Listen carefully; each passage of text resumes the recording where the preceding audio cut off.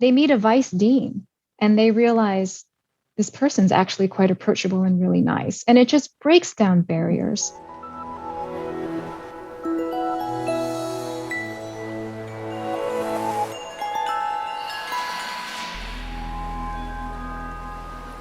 Welcome back to the Faculty Factory podcast, friends. I'm Kim Skorupski, and you've tuned in to the Triple H, the habits and hacks from Hopkins. And today we have Dr. Jennifer Lee. Jenny, how are you doing today? Hi, Kim. Thanks so much for having me. It's a pleasure to be here. You're another one of our gems that have just been lying somewhere without me seeing you. And I'm so thrilled to have you here today. And when I heard about all the cool stuff you were doing, I knew we had to have you on the podcast. So thank you for carving time to talk to us. And why don't you first start off by telling everyone what you do? I am a pediatric anesthesiologist, and I am also a clinician scientist, but I have a very strong interest in faculty development. So I was recently appointed to the Associate Vice Chair of Faculty Development and Affairs in the Department of Anesthesia and Critical Care Medicine. Wow, congratulations on that. Thank you. And I know you participated in our leadership program for women faculty through our Office of Women in Science and Medicine. And so we're always so pleased to talk to faculty members who have gone through faculty development programming and appreciate leadership. And so you're going to tell us about a wonderful, very creative, innovative program that you're involved with that is not only here at Hopkins, but is global. So why don't you just take it away?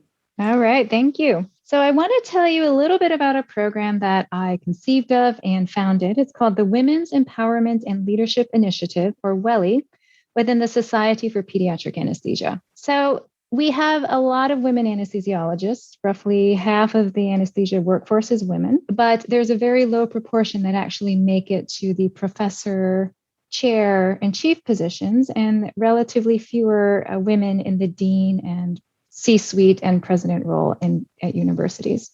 If you look at the different subspecialties, there are more women chairs in OB-GYN and family medicine than there are in anesthesia.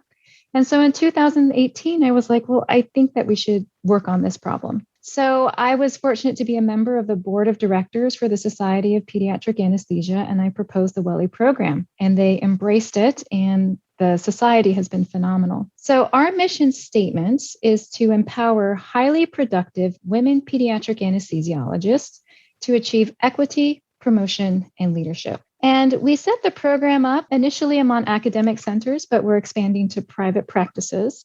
And right now we have almost 70 hospitals that are involved throughout the United States and in Toronto, Canada, and about 190 members, so nearly 200 members. Half of them are advisors, and they are leaders in pediatric anesthesiology who have a track record of mentoring. And they range from associate professors to chairs, chiefs, vice deans, lots of amazing people.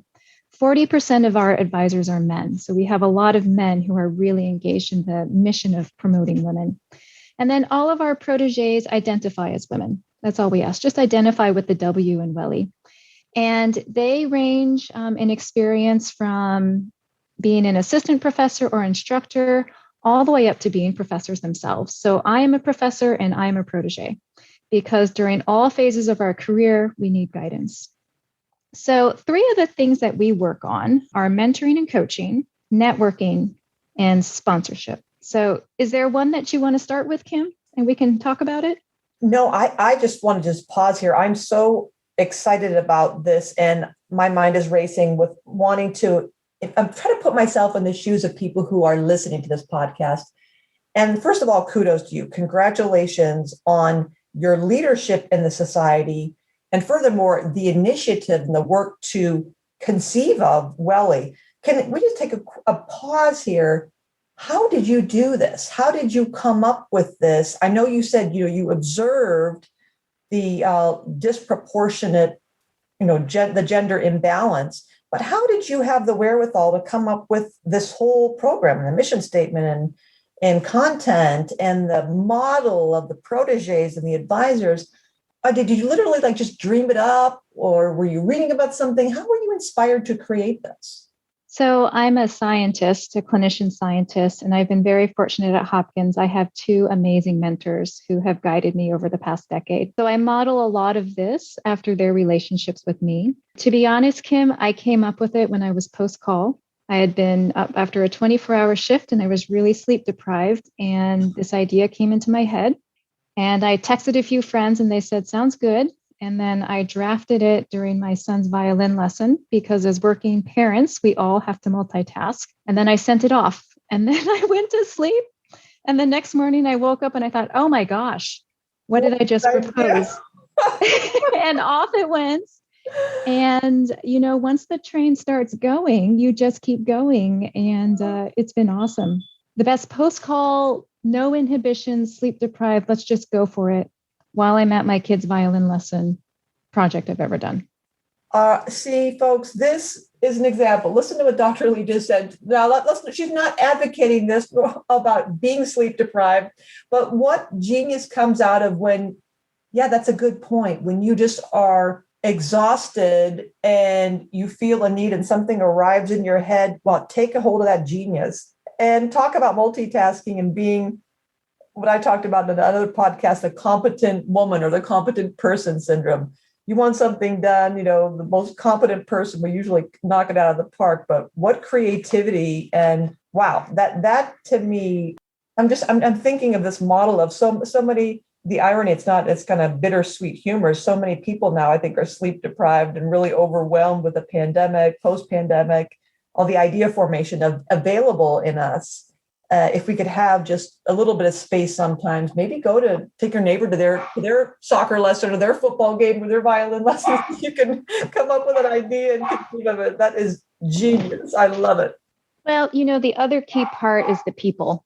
So finding people to do it with us. And so I built an amazing team. So I have to credit my team. Yeah. Well, you're very humble. So you mentioned the three things. Let's just get right into now, mentoring and coaching, because we all know and appreciate the value of mentoring. There's been a lot published in this space. And so we get it. And, you and I were just talking, coaching is becoming even more important and more popular. People are trying to figure out, do I need a coach? Should I be a coach? So yeah, let's just get into that. I want to hear how you approach the difference between mentoring and coaching.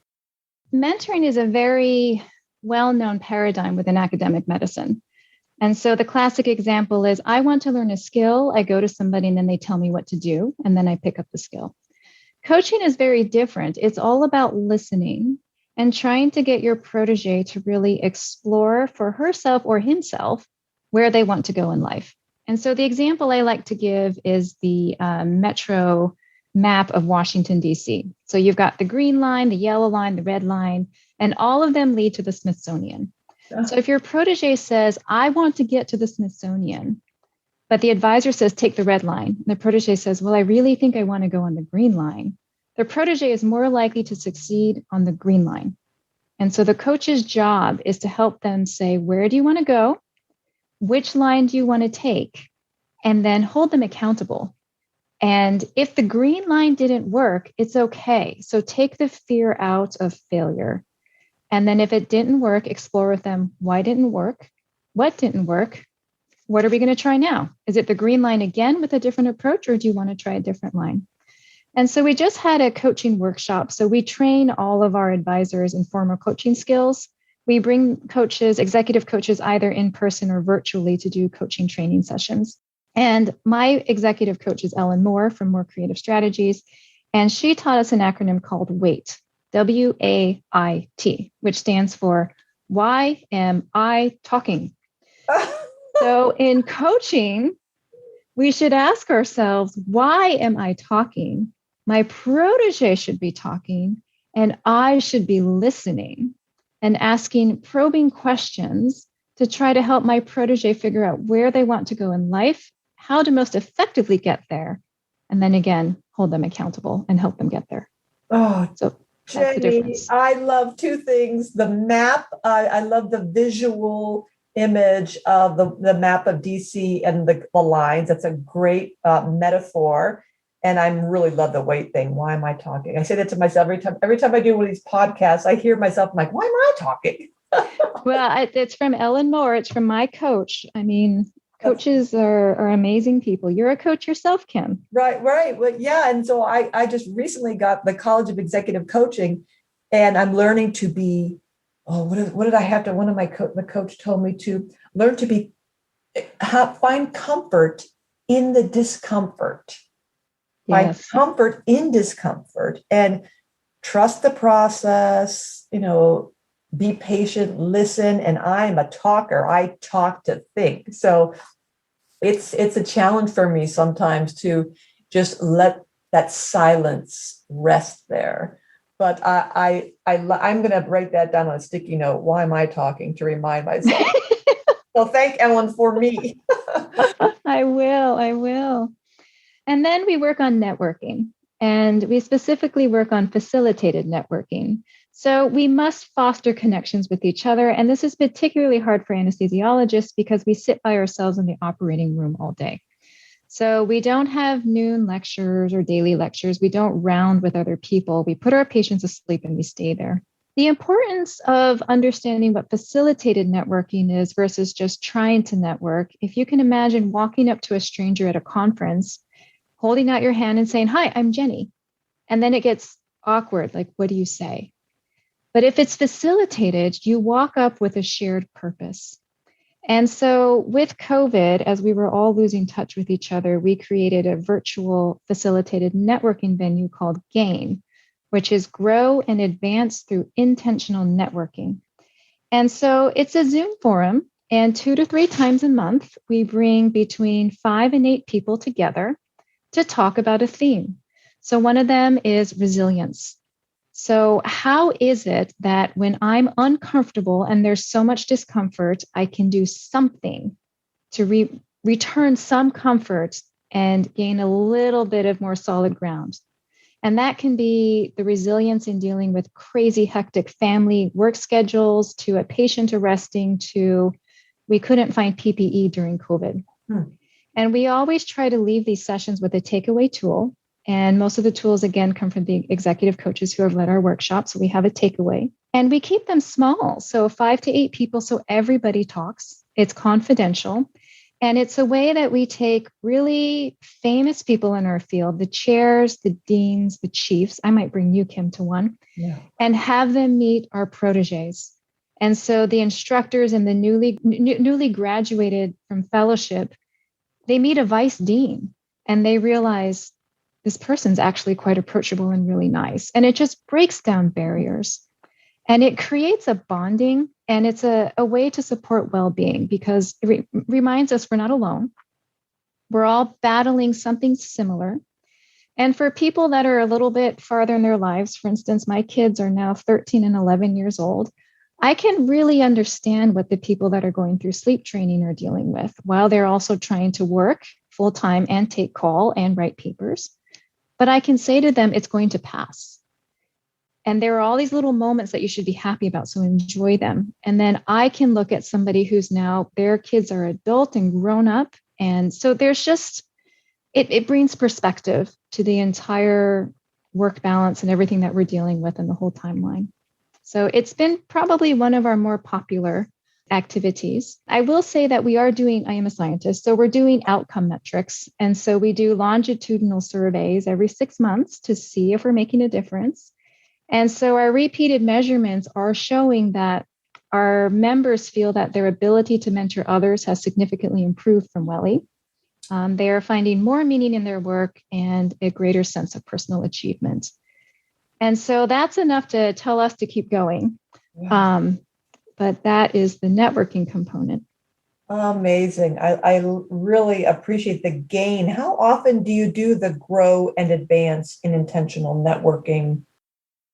Yeah, the goal is about 2 to 3 times a month during the regular academic year. We take the summer off. And then also, one of our other really important rules is you can have your kid or another family member on the Zoom call with you. So when we do these workshops, and so we have one workshop on the imposter syndrome and empowerment, and you can see people's children watching. It's like, bring them onto the screen, because the work-life integration is important to embrace. bring these kids onto the screen. You don't have to dress up for these networking sessions. Come as you are. And that helps a lot because a lot of people have a lot of home responsibilities. And so people call in from the car, Right. from their vacation while they're taking care of family members. And then they can still have this connection. And the biggest advantage is obviously they can connect and not have to get on an airplane and travel. And then when it is time for us to do our in-person facilitated networking at the conferences, and we're going to be in person in our October conference, they've already met. Jenny, I mean, yeah, you're right. I'm so thrilled that you have built this community because my personal mantra in my faculty development space has always been to build small communities of engagement, starting with WAGs, writing accountability groups back in the day. But I'm envisioning, larger scale, you have created this network of folks who, when they are ready, these women are ready to go up for promotion. Who do the committees normally ask for letters of support or recommendation? External people in your field. Well, now, if you are a known commodity, you are a known presence, you're building relationships. Those letter writers may feel a greater sense of dedication and loyalty to actually do the letter in the timeline to expedite the promotions process. But then they do authentically feel like they know you, they connect. You're building a community where we take care of each other. And that to me is that's like a big, huge macro effect of building the sustainable community of women supporting women. And you've also created on a micro level this safe space where, and also, COVID helped us out, where again, we're not on stage, if you will, at the conference with the hair and the jewelry and the makeup and the heels and the bag and the blank. We're home in our ponytails and our hoodies with the kids and the dogs and the cats and the noise and the garbage truck outside. And guess what? We're all fine with that. I've seen my boss all dressed down and we are all comfortable and like we're over it. We don't need to be impressing anybody. It's a safe place. You're 100% right. I do want to add that it's also men helping women. Oh, that's right. So half of our advisors are men, but the men are benefiting too. And so one of the outcomes that came out of these surveys, which I was astonished, was how many men, you can hear my dog talk about work-life integration. The kids are coming home from the pool. The men are benefiting from the mentoring and coaching and the networking as well. And then our goal is for everybody to take these information and lessons back to their own departments and then implement it there. That's right. That's right. And we have had very good success in getting our members promoted when it comes to letter writing because of everything that you just described. Exactly. It always, we have had this discussion in faculty development at the AAMC, Association of American Medical Colleges group on faculty affairs, about having single gender programs like women's leadership programs or men's leadership programs and UIM leadership programs, and the positives and negatives of having gender specific programs, and how there's a good part of that, of course, for networking and safety and feeling. But you can just feel more honest sometimes when you're with all women, for example, in my personal experience.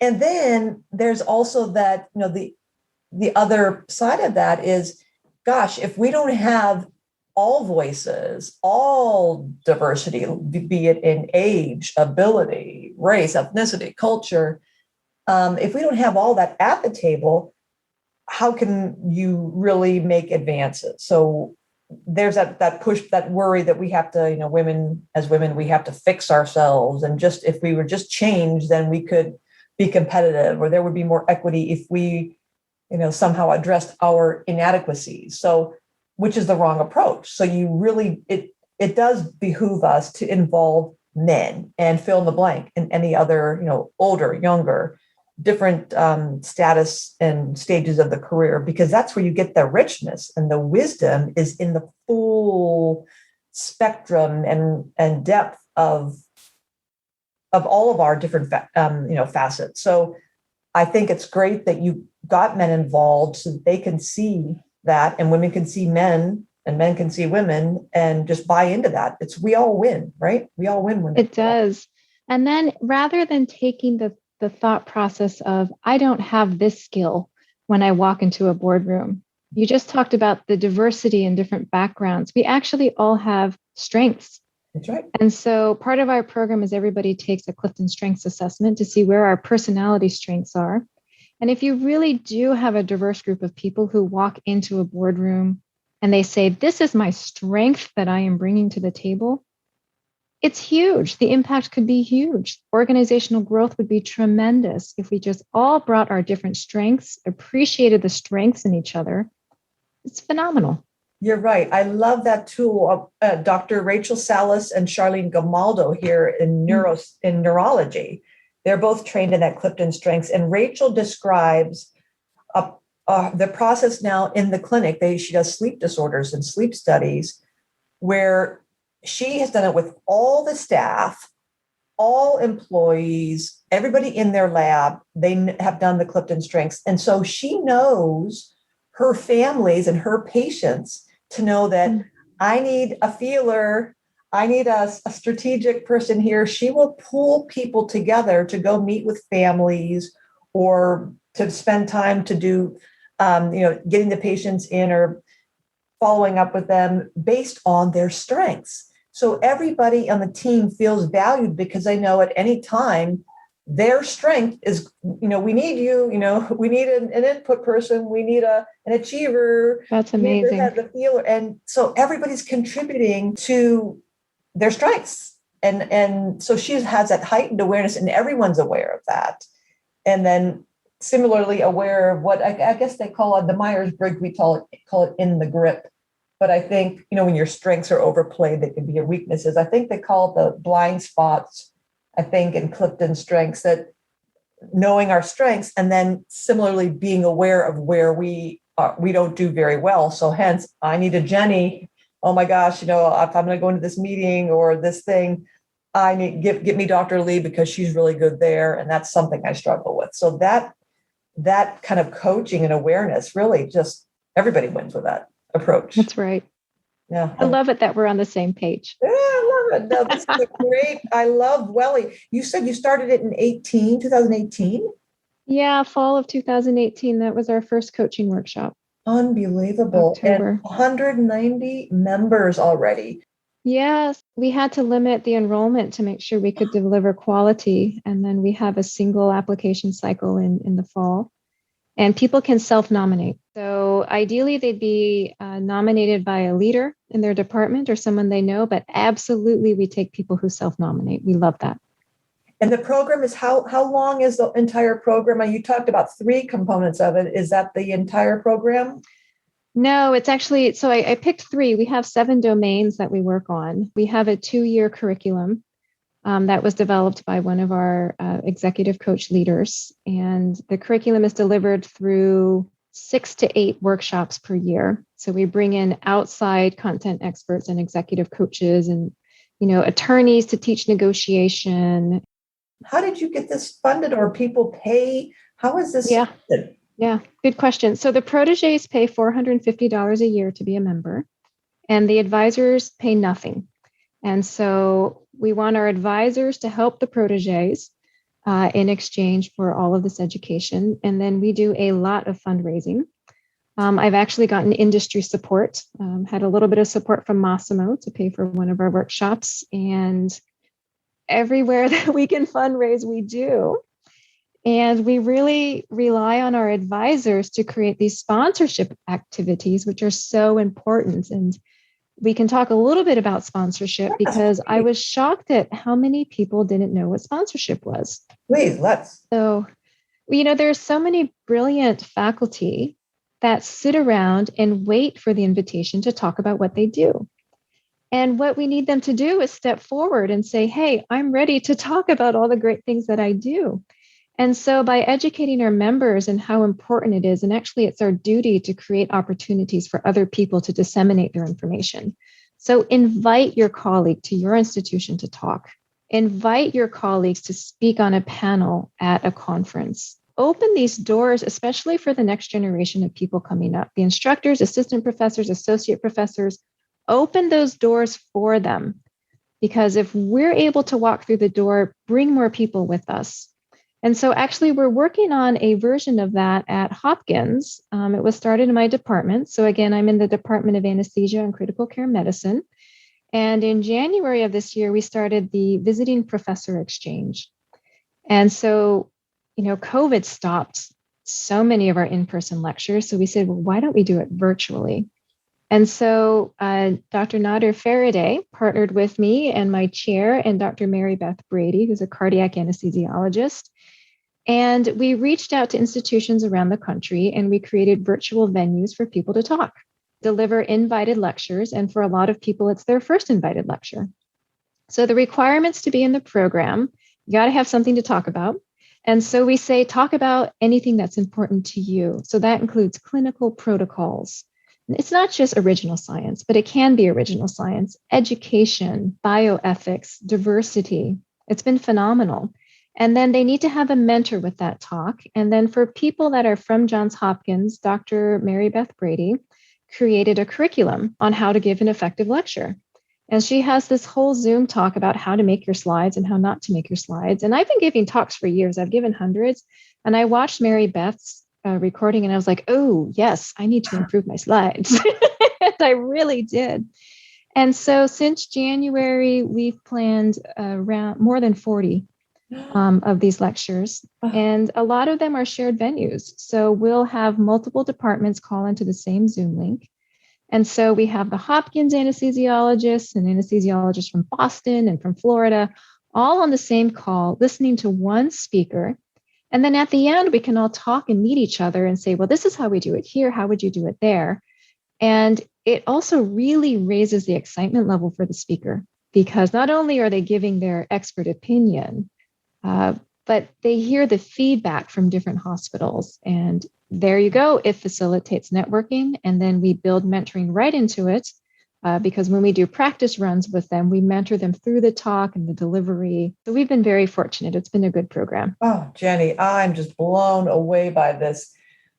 Anesthesiology, critical care medicine knocks it out of the park every time. I remember when I first came to Hopkins and I learned about the tool that the department, your IT folks had built, this amazing annual review, comprehensive, very rich database to look at outcomes of faculty in all facets in the OR and research and education, and tied that to all the RVUs and promotion. And it's such a smart, actually, it's the best tool I've seen here at Hopkins. We're trying to get a tool wide if we can get it funded, but that's amazing. And this is just another example of you're just genius. You've come up with this WELI and the Visiting Professor Exchange.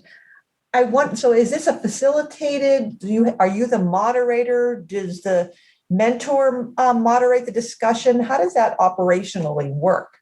So it's all about the networking. So we have a host from the facility, the hosting institution, introduce the speaker.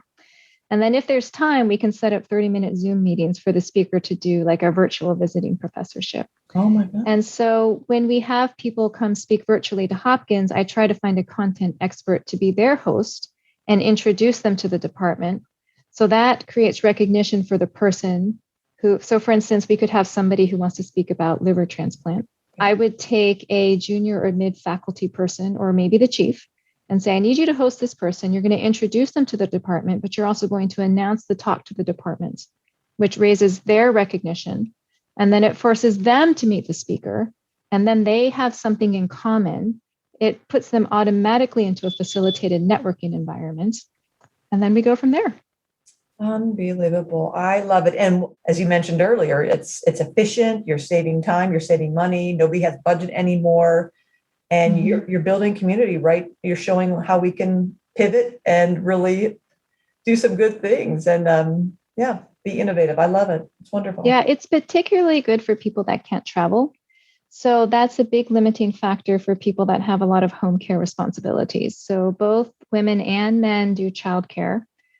Take care of their own parents and extended family. And that prevents a lot of us from flying across the country to give talks or to attend conferences. And so this allows you to do it from home. At Hopkins, in order to get promoted, you have to give talks.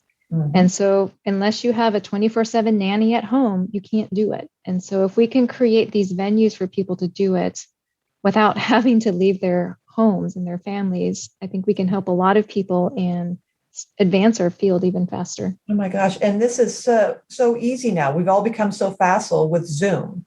And Right. then there's no you need someone to organize it and get the roster and then do the inviting, but sounds like it's a low cost, lowish effort process. So it's not like you have to hire a full-time person to do this. Am I right? No, it's we've had no expenses to be honest, but I did just ask for a shared drive. It's going to be like $5 a month. No, forget about that. Now you're over the top. Dr. Lee, what are you talking about? A shared drive? Too much money. Game over. Game over. Yeah, no, it helps to have an administrator to coordinate things, but again, Kim, it's about the people, right? And it's about building your team. And so when you have a bunch of chiefs and senior faculty who want their junior faculty to go out and give talks, and we want to receive them, it just happens. Everybody comes together and we make it work. It's always the people that make it work. And that's what makes all these programs so great. It's the people. Amen. Yep. It comes down to it. And look at how ingenious we are when we need to recalibrate, when we need to get off the green line and go to the red line or whatever. We can do it. We can figure out a new process and make it work as long as the will is there, as long as we see each other as people. And it's a beautiful thing to take that time and really be inspired by others' experiences and getting those ideas. And who knows, the next time you're sleep deprived or at your kid's violin practice, you may come up with another idea, or this is how these things happen, by talking and thinking and carving out time to just think and be and experience. So I just really want to thank you so much. This has been such an inspiring, I think I've got 5 things I'm going to do in addition to the wait. Why am I talking? What's going to be in a big sticky note in about 5 minutes for me. But this has been really, really great. Did you want to leave any parting thoughts or comments or any other hints or habits or hacks that you can share with the group? I think my parting comment is how much joy comes out of working on programs like this, because I think the proteges who benefit are obviously very happy, that the advisors and the mentors and the senior faculty who support them probably come out just as happy, or if not happier, because there's so much joy in helping somebody elevate and realize that they can do things that they didn't think they could accomplish. And to watch somebody recognize, I actually do have that potential. It's probably one of the greatest professional joys, aside from taking care of our patients, that I've ever experienced. So the giving portion is amazing. And I just feel very grateful to be in this space. Oh my gosh, that's so well said. Dr. Jennifer Lee, Jenny, you really did hit the nail on the head there with the joy. We have to find moments of joy, and the giving, reminding ourselves we gave so much this past year, and sometimes it can feel thankless, and we take a lot of hits in academic medicine. But you're right, to see someone else's eyes light up and the light bulb goes off and the smile and the shoulders relax in that person, when you feel like, oh my gosh, I see life and light in that other person. And it really does make you feel so happy. Like, I can go to bed tonight. I did a good thing and I'm actually contributing, bringing value. So thank you for bringing so much value to Hopkins, to the faculty factory community, to your field.